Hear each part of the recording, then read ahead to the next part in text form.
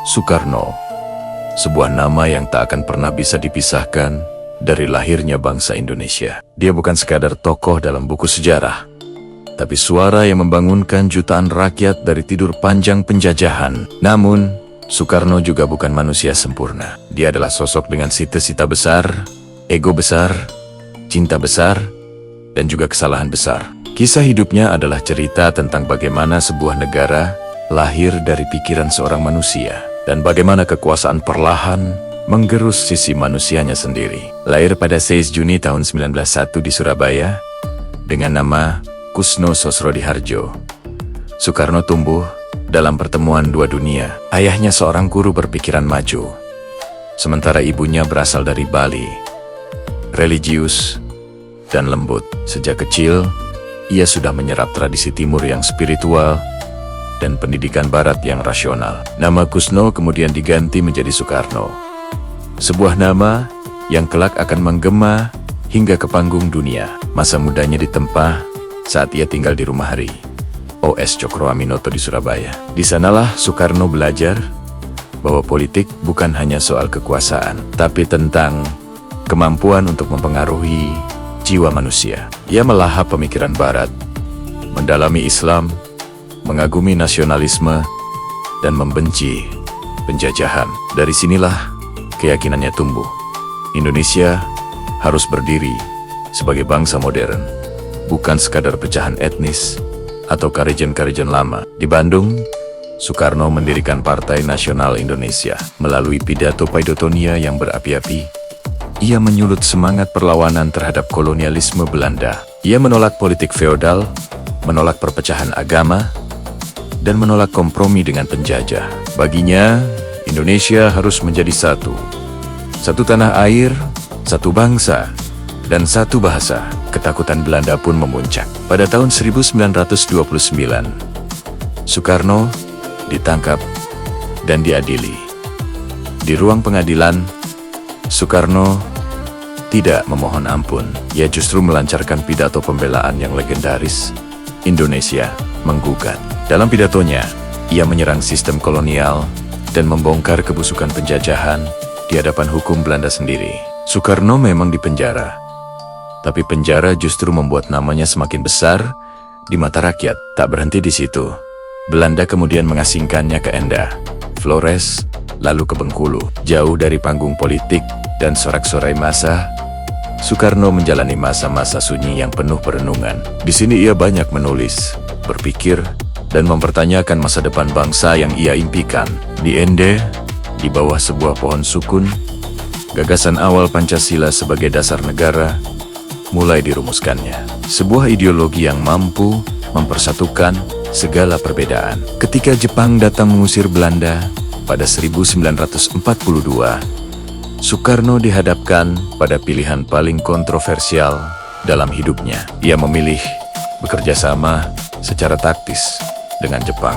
Soekarno sadar Jepang juga penjajah, tapi ia melihat sebuah kesempatan emas untuk memanfaatkan situasi demi kemerdekaan Indonesia. Melalui BPUPKI dan PPKI, ia ikut merancang fondasi negara yang akan segera lahir. Pada 1 Juni tahun 1945, Soekarno menyampaikan pidato bersejarah yang memperkenalkan Pancasila. Gagasan itu bukanlah ide politik yang muncul tiba-tiba, melainkan hasil perenungan panjang tentang bagaimana sebuah bangsa yang sangat beragam dapat hidup rukun dalam satu negara. Beberapa bulan kemudian, sejarah mencapai puncaknya. Pada pagi hari 17 Agustus tahun 1945, dengan tubuh lemah karena serangan malaria, Soekarno berdiri di Jalan Pegangsaan Timur 56, Jakarta. Dengan suara serak namun penuh keyakinan, ia membacakan teks proklamasi. Tidak ada dentuman meriam,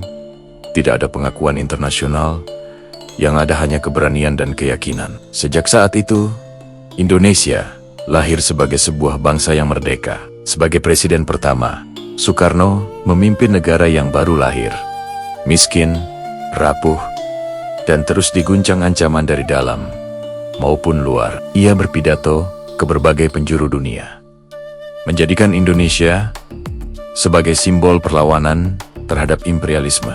Konferensi Asia Afrika tahun 1955 di Bandung mengukuhkannya sebagai pemimpin dunia ketiga yang sangat disegani. Namun, di dalam negeri, demokrasi parlementer berjalan pincang dan penuh konflik. Kekecewaan terhadap kekacauan politik membuat Soekarno mengambil langkah drastis. Ia membubarkan parlemen dan mengganti sistem menjadi demokrasi terpimpin.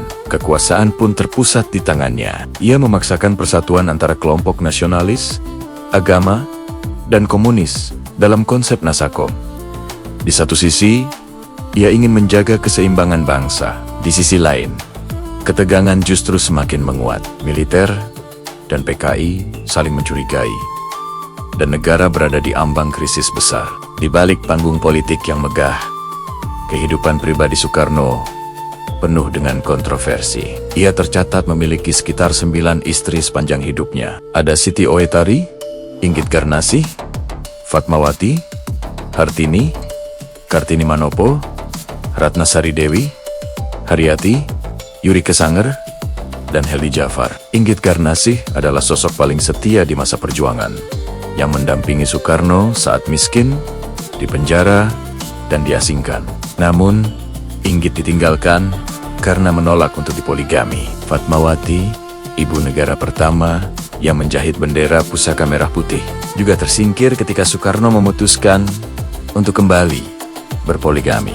Pilihan poligami Soekarno menuai kritik tajam karena dianggap bertentangan dengan gagasan emansipasi perempuan yang sering ia suarakan dalam pidato-pidatonya. Sebagian sejarawan melihat hal ini sebagai produk budaya zamannya dan dampak dari kekuasaan serta karisma yang luar biasa. Sementara yang lain menilainya sebagai kegagalan moral pribadi. Soekarno memang besar dalam politik, namun ia tampak rapuh dalam pengendalian diri. Peristiwa G30S pada tahun 1965 menjadi titik balik yang mengakhiri kekuasaan Soekarno secara perlahan dan tragis.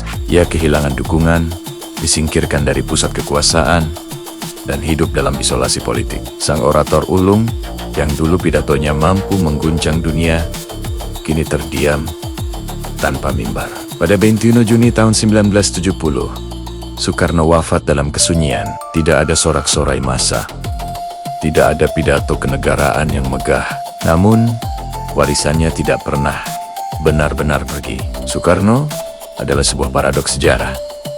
Ia adalah pemersatu sekaligus pemecah, seorang visioner sekaligus otoriter, seorang pahlawan besar dengan bayangan kesalahannya. Satu hal yang pasti, tanpa Soekarno, Indonesia mungkin tidak akan lahir seperti yang kita kenal hari ini. Ia memberi bangsa ini sebuah nama, sebuah ideologi, dan yang terpenting, sebuah keberanian untuk berdiri sejajar dengan bangsa-bangsa lain di dunia. Sejarah tidak pernah menuntut pahlawan yang suci tanpa celah, melainkan menuntut kita untuk jujur melihat manusia apa adanya. Dan Soekarno, dengan segala cahaya dan bayangannya, akan selalu hidup dalam denyut nadi sejarah Indonesia. Terima kasih sudah menonton. Jangan lupa untuk subscribe channel ini untuk kisah-kisah menarik lainnya. Sampai jumpa.